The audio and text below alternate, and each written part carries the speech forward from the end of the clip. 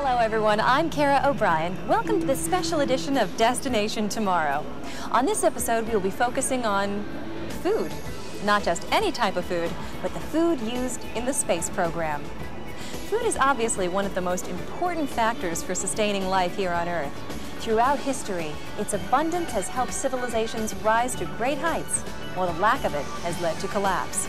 The abundance of food also played a major part in the role of early explorers and conquerors alike. One major problem that was faced by these groups was how to preserve the food that was brought on long journeys.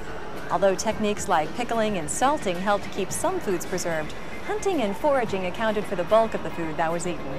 For example, during the Lewis and Clark expedition, the men in the Corps of Discovery generally ate about 9 pounds of meat apiece each day. The bulk of their food came from fresh game killed along the way, rather than from food stores that were brought with them.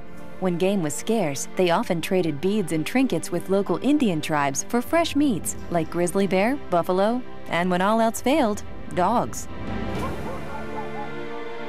Having large amounts of food on hand played an important role in military campaigns as well. During his reign, Napoleon Bonaparte constantly found that providing food for his soldiers was often a harder task than fighting the battles. Napoleon famously stated that an army travels on its stomach, soup makes the soldier.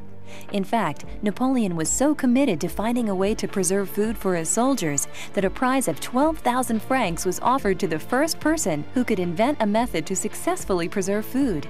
After years of trying, a Parisian named Nicolas Appert came up with an idea that worked.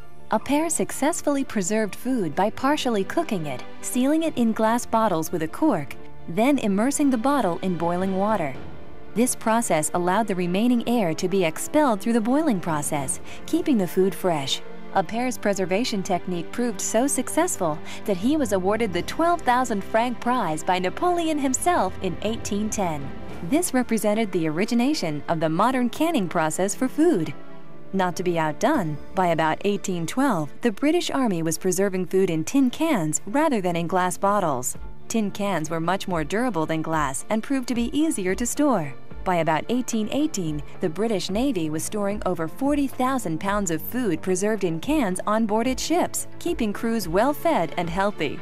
This military use eventually trickled down into everyday civilian life, helping the general public live healthier lives as well.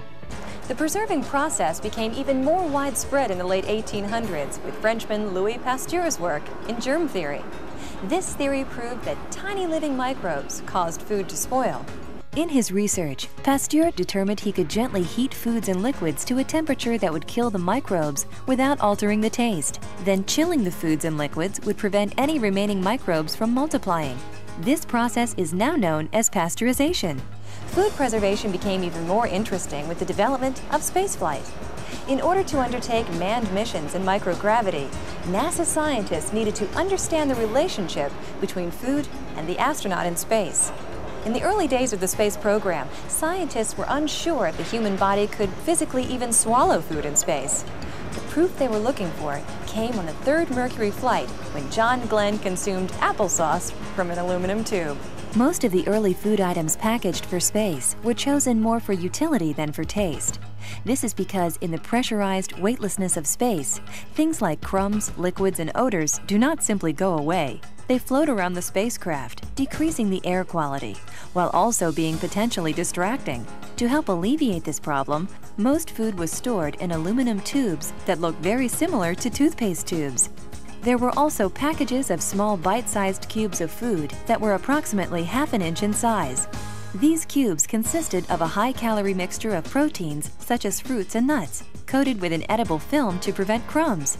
Although the meals contained the appropriate daily amount of calories, the food was not appealing to most astronauts. Often, crews would return from space having lost weight because they did not eat all of their assigned meals.